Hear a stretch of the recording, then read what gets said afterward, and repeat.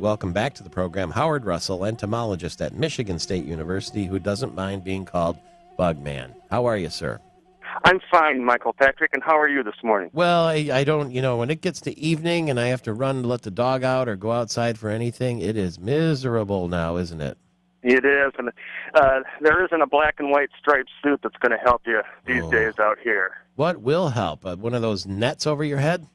Net, loose-fitting clothing, and repellent, although I have a friend that works at the Meijer here in Mason, and she said they're all sold out of Oss and other repellent. So I'm not surprised. You're pretty much at the mercy of those little thirsty guys that are out there. If you do find repellent, what's the best one to pick? Well, any of the ones that have DEET, D-E-E-T, both cutters and deepwood's off, that's the active ingredient. So DEET's pretty effective.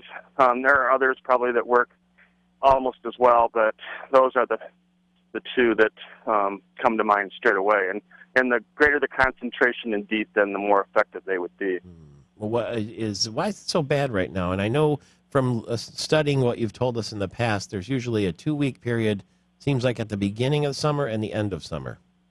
Well, what drove this latest, I guess you could call it super emergence of mosquitoes, is the fact that we've had, at least around where I am, we've had nearly 10 inches of rain over the past 2 weeks or so. And, that fills up all the low-lying areas. The soil's saturated, doesn't drain off. That water sticks around. And those are those stagnant little pools of water that remain after heavy rainfalls. That's where mosquito larvae develop. 60 species of mosquitoes in Michigan. 60 different types, huh? Yeah, that's true, and more north than south, and not all of those feed on people, but a good number of them do. Yeah, it's pesky, and it's also potentially harmful to your health?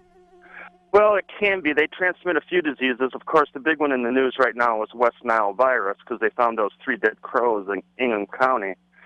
But that disease has been around since 2004.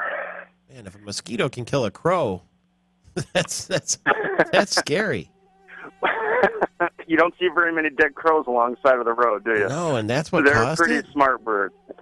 Wow. And the sad news is that, I looked at my rain gauge this morning, and I've got 1.6 inches over the last 24 hours. So that means I don't see a real let-up in the mosquitoes for the next, maybe even as long as a month.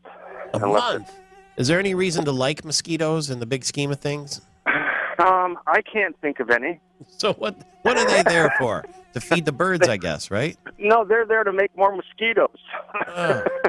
Exactly what we don't want. There's got to be some place in the chain that they're useful for some reason, I would think, right? Well, a lot of the immature forms that are aquatic, are filter feeders. They help clean up the water. But still, I think there's... if they happen to disappear, all 60 species, I probably wouldn't miss them all that much. And that's coming from an entomologist who studies these little buggers. Professor, thank you for the time. I know it's very valuable, and I sure appreciate it. So, could be a month of mosquitoes. He says use spray that has DEET if you can find it at the Meijer store. And loose-fitting clothing, and keep those screen doors closed. Back with the weather, maybe more rain. Judy McCoy will let us know.